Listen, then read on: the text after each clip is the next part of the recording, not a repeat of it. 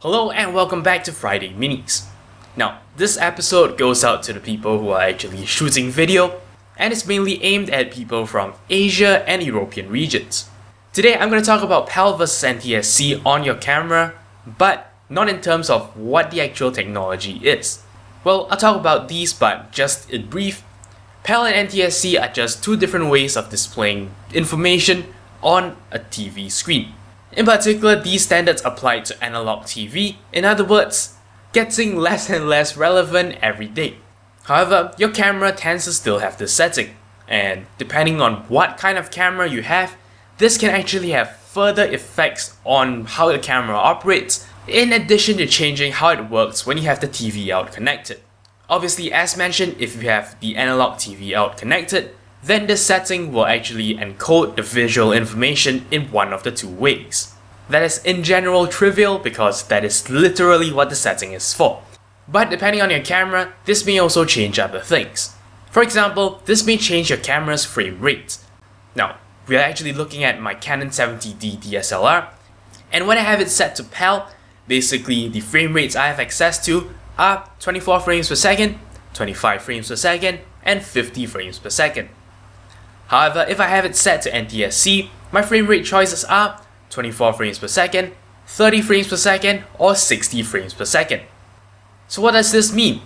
This basically means that if you have your camera set to PAL mode and you want to shoot at a high frame rate, essentially you have no access to the highest frame rate your camera can shoot at. In fact, I live in a PAL region, but I have to set my camera to NTSC because I like to shoot at 60 frames per second and not just 50. Now, there is another thing this setting can affect. If you're shooting in a mode that doesn't allow you to set your video shutter speed, then the PAL and NTSC setting will actually control that. To put it simply, what is affected is the anti-flicker. Now, I'm not going to go too much into detail because I've already done a video about this that you can click the link on screen to go and see. Essentially, if you're in the PAL region, your power line frequency is 50 Hz. If you're in an NTSC region, your power line frequency is 60 Hz. As you would expect, the reason why PAL and NTSC are two different standards in the first place is to accommodate for this difference. Therefore, if you have an automatic shutter speed setting and you set your region to NTSC, what's going to happen is your camera is going to choose a shutter speed that is a multiple of 30.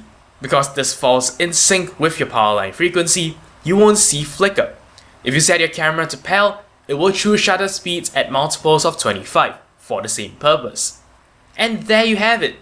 Those are the many things affected by that innocent little setting. I hope you learned something today, but that is all I have for you in this episode of Friday Minis.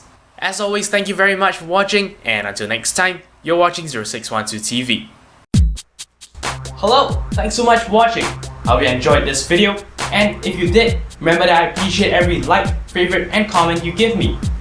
If you'd like to see more from me in the future, don't forget to subscribe to this channel. And for more updates outside of YouTube, don't forget to follow me on Twitter at 0612TV. Once again, thank you very much for watching, and I'll see you guys next time.